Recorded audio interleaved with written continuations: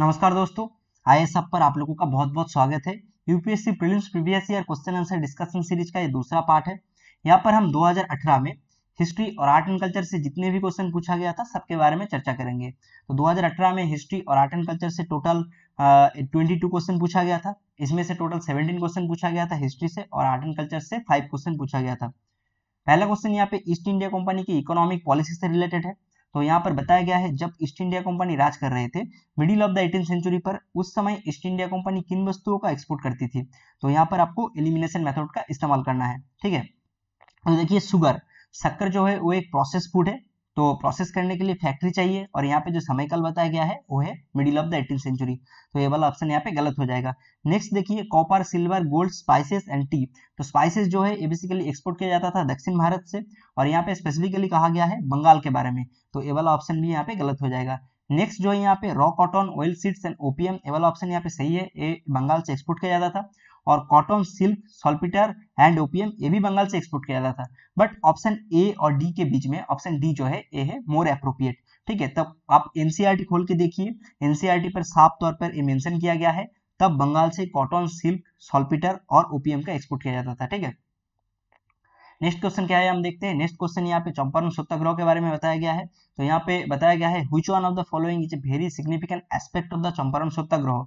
तो पहला जो ऑप्शन है, पहला ऑप्शन यहाँ पे बताया गया है, क्या यहाँ पर ऑल इंडिया, क्या एक ऑल इंडिया मूवमेंट था जहां पर लॉयर, स्टूडेंट और वुमेन का एक्टिव पार्टिसिपेशन था। ये बिल्कुल गलत है। तो यहाँ पर एक ऑल इंडिया मूवमेंट नहीं था, यहाँ पर लॉयर, स्टूडेंट और वुमेन का एक्टिव पार्टिसिपेशन नहीं था। नेक्स्ट देखिए, यहाँ पे active involvement of Dalit and tribal communities, ये ऑप्शन भी यहाँ पे गलत हो जाएगा। और जो ऑप्शन सी है यहाँ पे, joining of peasant unrest to India national movement, ये ऑप्शन यहाँ पे सही है, ठीक है। तो पहली बार किसानों ने व्यापक तौर पर भारत की आजादी के आंदोलन पर हिस्सा लिया था। तो यहाँ पर किसानों को ये लगा उनका जो मुद्दा है वो सिर्फ उनके आर्थिक स्थिति से नहीं जुड़े हुए, पूरे देश के आजादी से जुड़े हुए थे, ठीक है। तो ये वाला ऑप्शन यहाँ पे करेक्ट है। और ऑप्शन डी जो है यहाँ पर बताया गया है, drastic decrease in the cultivation of plantation crop and commercial crop, ये वाला ऑप्शन बिल्कुल गलत है। देखिए, सिर्फ 3 कठिया सिस्टम का यहाँ पे एवोल्यूशन किया गया था। चंपारण सत्याग्रह का समय काल था 1917। यहाँ पे जो 3 कठिया सिस्टम है, 3 कठिया सिस्टम का एबोल्यूशन किया गया था। और यहाँ पे देखिए, जो राजकुमार शुक्ला है, राजकुमार शुक्ला के द्वारा इंडिगो कल्टीवेटर्स के बारे में बताया गया था गांधी जी को। और यहाँ पे जो बापू जो टाइटल है, बापू टाइटल दिया गया था नेताजी सुभाष चंद्र बोस के द्वारा, और महात्मा जो टाइटल है ये दिया गया था रविंद्रनाथ टैगोर के द्वारा।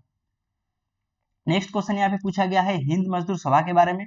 तो यहाँ पे पूछा गया है, जो हिंद मजदूर सभा है इसका फाउंडर मेंबर कौन कौन था। तो इसका सही आंसर होगा अशोक मेहता, टीएस रामानुजम एंड जीजी मेहता, ठीक है। तो हिंद मजदूर सभा का स्थापना किया गया था हावड़ा में। तो इसका जो फाउंडेशन ईयर था ये था 29 दिसंबर 1948। और हिंद मजदूर सभा का फाउंडर्स मेंबर थे कौन कौन, बसवंत सिंह, अशोक मेहता, आर.एस. रुईकर, मणिबेन कारा, और यहाँ पे था शिवनाथ बनर्जी, आर.ए. खेडगेकर, और टी.एस. रामानुजम, वी.एस. माथुर, जीजी मेहता, राइट। नेक्स्ट क्वेश्चन क्या है देखते हैं। नेक्स्ट क्वेश्चन यहाँ पे पूछा गया है, with reference to the religious practices in India the Sthanakvasi sects belong to. तो यहाँ पे जो स्थानांकवासी जो सेक्ट्स है इसके बारे में पूछा गया है। देखिए, जैनिज्म, बेसिकली जैनिज्म का 2 सेक्ट्स है, एक है यहाँ पे दिगंबर और एक है यहाँ पे श्वेतांबर। और श्वेतांबर का यहाँ पे टोटल 3 सेक्ट्स है, एक है यहाँ पे मूर्ति पूजा का, और एक है यहाँ पे स्थानांकवासी, और एक है तेरापंथी, ठीक है। तो स्थानांकवासी जो सेक्ट्स है ये बेसिकली जैनिज्म का एक सेक्ट्स है, ठीक है। तो स्थानांकवासी जो सेक्ट है इसका स्थापना किया गया था लाभाजी नाम के एक व्यापारी के द्वारा। और स्थानांकवासी बेसिकली मूर्ति पूजा पर बिलीव नहीं करते हैं, ठीक है। नेक्स्ट यहाँ पे 2 स्टेटमेंट दिया गया है, पूछा गया है कौन सा स्टेटमेंट यहाँ पे करेक्ट है। तो पहला स्टेटमेंट यहाँ पे बताया गया है, white marble was used in making बुलंद दरवाजा एंड खानका एट फतेहपुर सीकरी। तो ये वाला ऑप्शन बिल्कुल करेक्ट है। अब देखिए, जो बुलंद दरवाजा जो है, बुलंद दरवाजा निर्माण करने के टाइम यहाँ पे रेड सैंडस्टोन और जो यहाँ पे व्हाइट मार्बल है इसका यूज किया गया था। इसके बाद है देखिए, इसके बाद जो यहाँ पे जो सेकंड जो स्टेटमेंट है, सेकंड स्टेटमेंट यहाँ पे बताया गया है, red sandstone and marble use. तो यहाँ पे बताया गया है, जो रूमी दरवाजा है जो लखनऊ पर स्थित है, रूमी दरवाजा निर्माण करने के टाइम रेड सैंडस्टोन और मार्बल का यूज किया गया था। तो यहाँ पे रेड सैंडस्टोन और मार्बल नहीं है, बेसिकली यहाँ पे ब्रिक्स का यूज किया गया था। तो यहाँ पे बेसिकली ब्रिक्स कोटेड लाइम का यूज किया गया था, ठीक है। तो यहाँ पे कौन सा ऑप्शन राइट होगा, तो ऑप्शन ए यहाँ पे राइट होगा, ओनली 1 होगा। इसके बाद देखिए, इसके बाद यहाँ पे ट्रैवलर्स के बारे में पूछा गया है। पूछा गया है इनमें से कौन सा फॉरेन ट्रेवलर जिन्होंने अपने बुक में जो डायमंड माइन के बारे में जिक्र किया था। तो इसका सही आंसर होगा जे बैप्टिस्ट द टेवर्निए। तो बार्निए टेवर्निए दोनों ही जो मुगल सम्राट औरंगजेब के टाइम इंडिया विजिट किए थे। तो इनमें से जो तेवर्निए जो डायमंड माइन के बारे में उनका बुक में जिक्र किया। ठीक है, नेक्स्ट क्वेश्चन यहाँ पे पूछा गया है with reference to Indian history who among the following is a future Buddha yet to come to save the world. तो यहाँ पे जो बुद्ध का जो 4 अवतार है, 4 अवतार के नाम दिया गया है। तो पहला जो अवतार है यहाँ पे अवलोकितेश्वरा, और दूसरा है यहाँ पे लोकेश्वरा, और तीसरा है यहाँ पे मैत्रेया, और चौथा है यहाँ पे पद्मपानी। ठीक है, तो यहाँ पे जो फ्यूचर जो बुद्ध है, जो फ्यूचर में आने वाला है वो है मैत्रेया। ठीक है, तो लद्दाख में जो नुब्रा वैली है वहां पर एक दीक्षित मोनास्ट्री है। तो दीक्षित मोनास्ट्री के पास मैत्रेय बुद्ध का एक बहुत बड़ा स्टैचू है। नेक्स्ट क्वेश्चन यहाँ पे पूछा गया है which one of the following statement does not apply to the system of subsidiary alliance introduced by Lord Wellesley. तो यहाँ पे सब्सिडरी अलायंस के बारे में पूछा गया है। ठीक है, तो कौन सा स्टेटमेंट यहाँ पे रॉन्ग है। तो पहला स्टेटमेंट क्या है, पहला स्टेटमेंट यहाँ पे बताया गया है to maintain a large standing army at other expenses. ये वाला ऑप्शन बिल्कुल सही है, क्योंकि यहाँ पे लॉर्ड वेलेस्ली का ये मानना था जो उनका जो ब्रिटिश आर्मी है, तो ब्रिटिश आर्मी यहाँ पे जो ब्रिटिश आर्मी है, ब्रिटिश आर्मी का जो खर्चा है, तो ब्रिटिश आर्मी का खर्चा चलाने के लिए प्रिंसली स्टेट के साथ उन्होंने सब्सिडरी अलायंस साइन किया था। तो सब्सिडरी अलायंस का मतलब क्या है, बेसिकली सब्सिडी। ठीक है, तो ब्रिटिश आर्मी मेंटेनेंस करने के लिए वो सब्सिडी लेते थे प्रिंसली स्टेट के पास से। और दूसरा ऑप्शन क्या है यहाँ पे, दूसरा ऑप्शन है यहाँ पे to keep India safe from Napoleonic danger. ये ऑप्शन बिल्कुल सही है, क्योंकि नेपोलियन तब इजिप्ट तक आ गया था, उनका अगला लक्ष्य था इंडिया की तरफ। ठीक है, तो ये वाला ऑप्शन बिल्कुल करेक्ट है।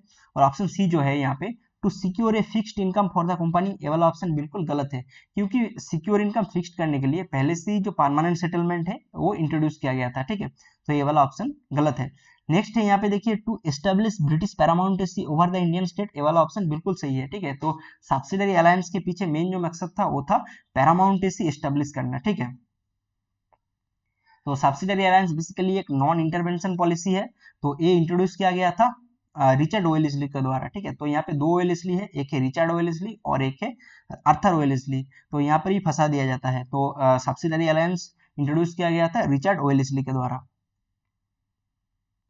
नेक्स्ट क्वेश्चन यहाँ पे पूछा गया है he wrote biographies of Mazzini, Garibaldi, Shivaji and Shri Krishna, stayed in America for some time and was also elected in the central assembly he was. तो यहाँ पे 4 व्यक्ति के बारे में पूछा गया है। ठीक है, तो अरविंद घोष, बिपिन चंद्र पाल, मोतीलाल नेहरू, इन तीनों ने कभी भी अमेरिका नहीं विजिट किया। एकमात्र यहाँ पे जो लाला लाजपत राय है इन्होंने अमेरिका विजिट किया था। तो इनके द्वारा न्यूयॉर्क सिटी में जो होम रूल लीग है, होम रूल लीग का स्थापना किया गया था 1917 में, और इनको जाना जाता था पंजाब केसरी के नाम से। तो 1865 में जो पंजाब के अंदर एक मोगा डिस्ट्रिक्ट में इनका जन्म हुआ था। बाय प्रोफेशन एक लॉयर थे। ठीक है, तो स्वामी दयानंद सरस्वती से ये काफी हद तक इंस्पायर थे, और इनके द्वारा जो मैजिनी, गैरिबॉल्डी, शिवाजी और श्री कृष्णा के द्वारा श्री कृष्णा का जो बायोग्राफी है ये यहाँ पे लिखा गया था। और जो लाला लाजपत राय है, Lala Lajpat Rai all India trade union congress का पहला प्रेसिडेंट था। नेक्स्ट क्वेश्चन यहाँ पे संथाल अपराइजिंग के बारे में पूछा गया है संथाल अपराइजिंग के बाद ब्रिटिश गवर्नमेंट के द्वारा कौन सा स्टेप यहाँ पे लिया गया था। ठीक है, तो यहाँ पे 2 स्टेटमेंट दिया गया है। पहला स्टेटमेंट यहाँ पे है the territories called Santhal Pargana जो आर क्रिएटेड। तो यहाँ पे बताया गया है जो संथाल अपराइजिंग है, संथाल अपराइजिंग के बाद यहाँ पे संथाल परगना क्रिएट किया गया था। ये ऑप्शन बिल्कुल करेक्ट है। ठीक है, और सेकंड जो स्टेटमेंट है, सेकंड स्टेटमेंट यहाँ पे बताया गया है it became illegal for a Santhal to transfer land to a non Santhal. तो ये ऑप्शन भी बिल्कुल करेक्ट है, क्योंकि एक संथाल के पास दूसरा जो संथाल है, दूसरा संथाल को जमीन देने का ही सिर्फ हक था। ठीक है, तो वो नॉन संथाल को अपना जो जमीन है वो दे नहीं सकते थे। ठीक है, तो यहाँ पे बोथ 1 और 2 होगा। तो संथाल अपराइजिंग को हुल भी कहा जाता है। ठीक है, तो संथाल अपराइजिंग का समय काल था 1854 से लेकर 1855 तक। ठीक है, तो 1854 से 1855 तक था। और यहाँ पे जो संथाल परगना जो है एक क्रिएट किया गया था, जो यहाँ पे देखिए भागलपुर और बीरभूम दोनों दो को पार्टीशन करके यहाँ पे जो संथाल परगना है, संथाल परगना यहाँ पे क्रिएट किया गया था। Thank you.